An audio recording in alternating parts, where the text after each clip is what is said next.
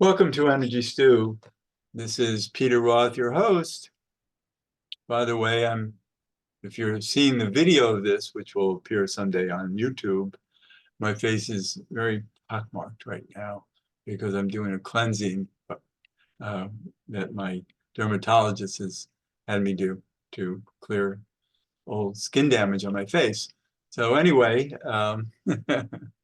We would pray. yeah, I look terrible right now, but those We of you would who pray. are listening to the show rather than seeing it, you don't have to worry about being horrified. So, so what I want to ask you all is how powerful are you now? And how powerful can you get? And what does it take to be powerful? What does that mean? So we're going to continue a conversation with um, a really good friend and author of many books. And her latest book is My Road to Power, because of her best-selling book, The Road to Power, had to come from somewhere. And so to explain how that book arrived, she decided to write My Road to Power to see what what created this power. And so I'm so excited to talk again with Barbara Berger, who um, is actually probably one of the wisest people I know. Um, and I would call this book My Road to Wisdom rather than My Road to Power, because it is incredible to read, and her life journey to create power is beautiful to read, and we'll talk about that and what it resulted in. So Barbara, welcome to Energy Stew. Again, thank you for having me, Peter. I'm so excited because reading your life story in My Road to Power says something about accumulating wisdom through hardship. Mhm. You had an extremely hard journey where you almost died at one point. Several points, actually. Yeah, yeah, I must say. But I was just recently rereading the part where you We were. could actually call the book How My Karma Became My Dharma, because it's Oh, the I love journey. that. Yeah, Yeah, because in other words, the cards that you are dealt, your karma, how do you play them? And as you so wisely said, the wisdom yeah, that comes as a result. right. And I would say that my karma has become my dharma, because my mission, I feel as you do, is to spread wisdom, the information that we have been given access to, so that we can help other people and ease suffering on planet Earth, which it sorely needs right now, right? Oh my gosh. Mm. And it's so helpful. I mean, you have a lot of books that I've interviewed you for, I think a lot of them. I mean, you started many decades ago writing books. So I'm not familiar with your earliest books. Well, we talked about it on the last show, that my first book was written in Sweden when I was 20 years old and had fled from America. And that I became a famous author at that very early age, quite without my knowing anything. So I have been writing books since I was 20, yes. I So, know.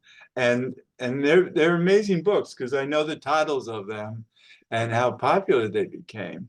mm, And then your recent books are, Find and Follow Your Inner Compass, The The Awakening Awakening Human Human Being, Being. Are You Mm, Happy Now? mm, And recently, Healthy Models for Relationships mhm. and others. And so, but the titles are one thing, the content is amazing. And, I'm so excited to always talk with you. And then, you know, your research, I mean, not only did you discover what really counts in life, which is how we think and how we choose to think, how we choose to think, that we Right. have the power to choose to think Right. the way we want, and that's actually my greatest discovery. That's why I have called the best-selling book, The Road to Power, is about the power of the mind, the power of the focus of our attention. That is the great discovery for most people. Most people are just doing and acting. It's a conditioned response. They're on automatic.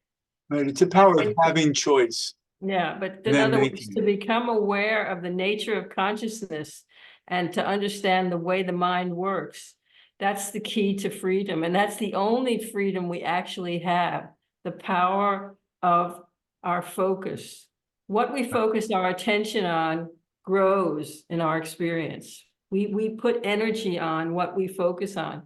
But most people, they're not controlling this mechanism. But when we wake up to the nature of consciousness and mind, we start to realize that each one of us is the choice maker in our consciousness. In other words, we can control what we're going to focus on. In every now moment, we always have a choice. Right. But it's important to know what choices are available. And your book, The Road to Power, is loaded with choices. Mhm. And I think, I would say it's loaded with possibilities of how you can use this information and how you can use the power of your mind. In other words, what you say is choices. Yes, you're right. But we have to understand that we're the choice maker. That's the key, that we actually get to decide. I mean, we're talking about all power. That's the only power we have, and that's all power. Because the higher your frequency is, the higher your focus, again, that's also why it's so important at this time on Earth, that we who understand this try to spread this information as much as we can so people can take their power back and we can improve life on planet Earth. right, but you give people steps for it. And that's Mhm. really what's important. Mhm. We can talk about, oh, you can think differently and make different choices. And they go, well, which ones are you talking about? And then Mhm. you elucidate on it. Well, actually, apropos what you're saying, I've written a very short book called The Mental Laws, Understanding the Way the Mind Works. And I'm giving it away as a free ebook. So anyone listening in right now can send me an email to info@beamteam.com and we will send them this free ebook. And in this little ebook, hundreds and thousands of people have already gotten it from me. And they all say, this information is so critical. Most people say to me, Barbara, why aren't we teaching our children this information in school? And I say, I totally agree. And that's why I'm doing this work. And that's why I'm giving it away for free, because I want to spread this information. So anyway, this little book about the mental loss, it describes what we're talking about, the nature of mind and consciousness, thoughts arising, and then how we, as the only thinker in our minds, do always have a choice. And how can we use this choice, as you say, more wisely? So this is critical, crucial information. Right. But it's also wonderful to read how you came upon all of this. Well, that's what this book is about. My Road to Power. Yes, and it's so wonderful to read it. It's such an adventure that is mind-boggling.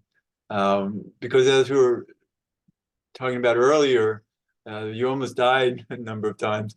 And I was recently reviewing your journey through Afghanistan, where you were really close to death. Close, very close, Yeah, yes. and you were saved, interestingly, um, because of your father. Mhm. And it was, and because one thing you've learned about relationships is how different they all are. That's an understatement, in fact, isn't it? Right. Well, actually, what happened was, the short version is, my father was a top military man at the Pentagon at the time when I ran away from home with Steve Berger, who I got married to, and he was drafted to go to Vietnam, and we fled the United States. and went underground. And that's the first part of the book, which we've talked about on some of your other shows, all the things we did and how we ended up getting political asylum in Sweden. And then I moved to Denmark, and then later on with a Danish guy, we went east because that was what we did back then. You were a hippie. Yeah, to seeking higher consciousness. And we were going to India, and that journey is described in the book, all the things that happened on the way, and we went over land and we hitchhiked. It took us forever to get there. By the time we got to Afghanistan, I was desperately ill and dying. And Afghanistan is really like the dark ages. It was then, and it certainly is now. But back then, there was no medical aid, there was no doctors, there was no hospitals. And so in desperation, thinking that I was going to die, I decided to go to the American embassy and see if I could get help. And the American embassy back then was like outside of Kabul, the city, and it was like out in the desert. It was like this fortress. And I went out there, and they had this huge door, and I banged on the door, and a guard opened it, and I said, I'm an American citizen and I'm sick, I need help. And the guy looked at me and he said, we don't help hippies, and closed the door, slammed it shut. And then and then I went back to Kabul, and I didn't know what to do, and I was really scared and desperate. And so I actually called my father in the United States, Collect. I hadn't spoken to him for many years, and briefly told him that I was afraid that I was dying. I didn't know what to do. And he said, okay, wait 24 hours and then go back to the embassy again. And then he hung up. And so I waited 24 hours, and then I went back the next day, and again, I knocked on the door, and then another guard opened it. And then he said, who are you? And I said, my name. And then he said, oh, please come in. We have been expecting you. And then I went in, and then I was met by this other person, a very official looking man. And he said, well, we don't know who your father is, but we got a top priority telegram from the State Department saying that we should take care of you. And so, hallelujah, it was like little America in this compound. They had a hospital, and they had cornflakes, and they had lovely doctors, and I got treated, and I had medicine, and I stayed there for about 5 days where they treated me, and I was so skinny, and they tried to feed me, and they gave me lots of penicillin, and then they said, well, we can't keep you anymore, but we highly recommend that you go back to Europe as quick as you can. You'll never make it if you go on. I was very, very undernourished and underweight at that time. So, but anyway, my father saved me out there, and I survived. So I'm still here. And then you got back home and restored your health to the amazing capabilities of macrobiotics. And you and your husband became these authorities on macrobiotics, and you wrote a book about it. I've written several books about macrobiotics. So that was the thing when we came back to Europe, when we came back to Denmark and Copenhagen, I weighed like 100 pounds. I mean, it really looked like I had come out of a concentration camp, but I was still sick. I had pneumonia, and I still had it. It was not so bad as when I was in Afghanistan, but I lay in bed for several months and didn't get better. And even though I went to the doctor and got medicine, nothing happened. And then suddenly one day a guy came by and looked at me laying there, a friend of ours, and looked at our little refrigerator that only had like cakes and Coca-Cola. And he said, no wonder you're sick. He said, wait a minute. And then he went home, and he came back with a book called You Are All Sampaku by George Osawa. And he was the founder of macrobiotics, a Japanese guy, and read that book. And he said that there was nothing that couldn't be cured by going on a 10-day rice cure. And so we got rice, and I said, fuck, man, I got to try this. And so I did the 10-day rice cure, where you don't eat anything but brown rice, and you drink as a bunch of green tea. That's all you can eat and drink for 10 days. And by the 5th day, you feel absolutely like you're just going to die, and you puke and everything. But then suddenly I started getting better. And after 10 days, I was well. I mean, I was really well. Amazing. And so it was like a miracle. Right. And But so it was, what's but it, interesting is that you then went on to become experts at it. but the thing about it was that not only was it a lifesaver for me, but if you go back, when you read my book, you will see that all this counterculture, rebellion against, all the things that we had been protesting against for many years. And it was like we had come also to the point like, okay, now we've protested, but what kind of a society, what kind of a lifestyle do we suggest to replace what we've been protesting again? And macrobiotics offered a viable picture of living more in harmony with nature, eating food that, where you respected the earth. So it wasn't just for your own personal health, it was also more of a social thing too. Right. So we studied it for many years, and I learned macrobiotic cooking. I've written several cookbooks about it.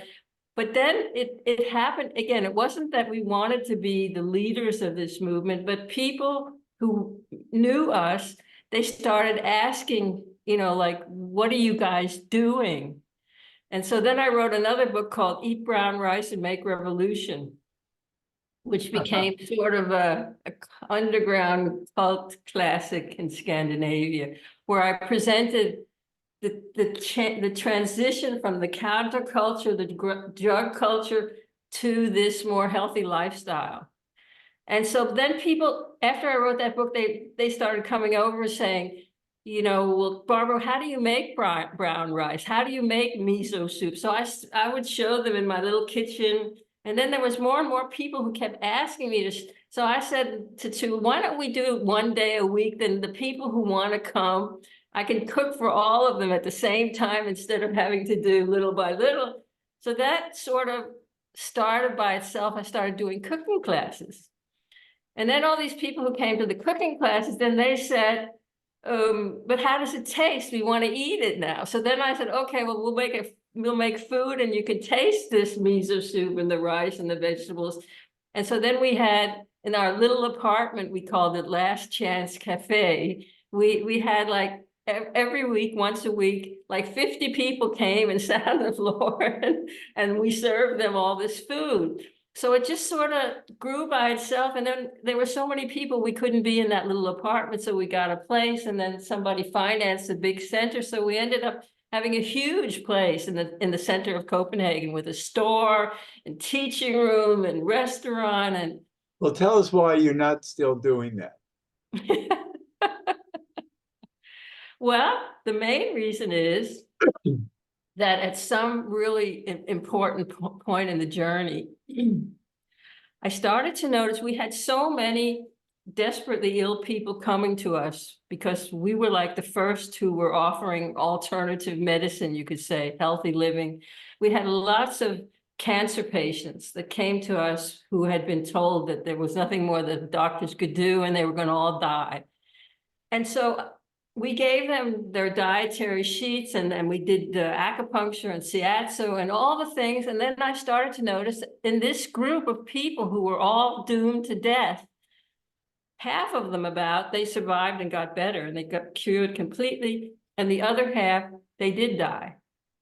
And I started to think, okay, but it's the same diagnosis and it's the same food we're giving them, and we're giving them the same program. What is the difference? I used to call it the X factor. What is the difference between these two groups of people? And then I started to realize it had something to do with the mind, with their attitude, with their thinking. So that was sort of where I started to get on that track, that there was more to healing than just the physical body, food, diet, and so on. At the same time, I don't know, you've read the book, so you know the story. I had a breakdown myself. I collapsed from exhaustion from all this work and having 3 children and eating such a limited diet and teaching and cooking. And so I was myself out of the limelight for a couple of years. So in that period, I started to study more and more about what new evidence was coming out about cures that were based on changing your attitude instead of changing just your diet. So that was really the big turning point for me. So yes. Right. And then you received a download. Yes. What's that about? Well, the book, it's really an interesting story. My international bestseller, that's this one, The Road to Power, Fast Food for the Soul. Right. I wasn't planning on writing it. It came to me when that's some years later when I had gotten divorced and I was a single mother, 3 children, and I had a business trying to make money to survive with that. And I was very stressed. And then I took off for a couple of weeks one summer and decided that I was going to go every day to the woods and to the beaches on my own and sit in the silence and meditate. So I did that for 3 weeks. And on the very, very last day of that 3-week break, the sun was going down and I was sitting on a beach north of Copenhagen. Nobody was there except me. And then suddenly it really was that I got knocked on the head. And a voice said to me, Barbara, you're going to write a book, so take out a pencil and paper. And I mean, it was just so loud and clear. So I took out a pencil and paper. And then the voice said, the book is going to be called The Road to Power. And then I wrote that down. And then it said chapter 1. And it said the name of chapter 1. And chapter 1 is going to be about. And then chapter 2. And the title of chapter 2 and what that was going to, it just dictated the whole thing to me. And I wrote it all down. And then the voice said, now go home and write it.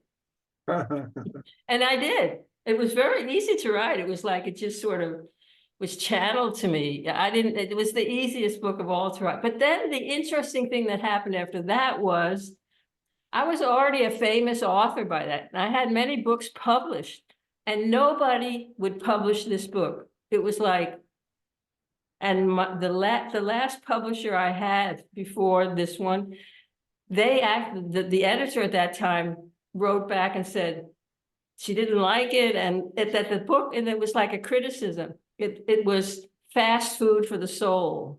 And then I thought, brilliant. I love that because that was true. So that's why the book got a subtitle called The Road to Power, Fast Food for the Soul. But then I decided, and it became a bestseller because bestseller. I decided to publish it myself. I figured if the universe came to me with this powerful message, there must have been a reason, and therefore I would invest my last penny in publishing 1,000 copies. That's what I did. And when it came out, that's another long story, but I had a woman who I had helped her heal because of this, and she was a very famous journalist and author. She wrote a huge article in the Sunday section of the biggest newspaper in Scandinavia about the book. And so right away, Wow. and then all the other, I mean, today it is published in 30 languages. It's everywhere in the world. And I hear from people, Japan, Korea, Greece, Saudi Arabia, all these countries, people who say that this book has changed their life. So yeah. Thank you, So there are universe. 2 books to get, or at least 2 books. You have Yes. some more, but The Road to Power is what we're talking about, that it was downloaded and then you wrote comfortably because you had universal help. And then you wrote My Road to Power to describe how you got there. And I think they're a tandem that people should definitely read both books. Well, people can get the books on beamteam.com.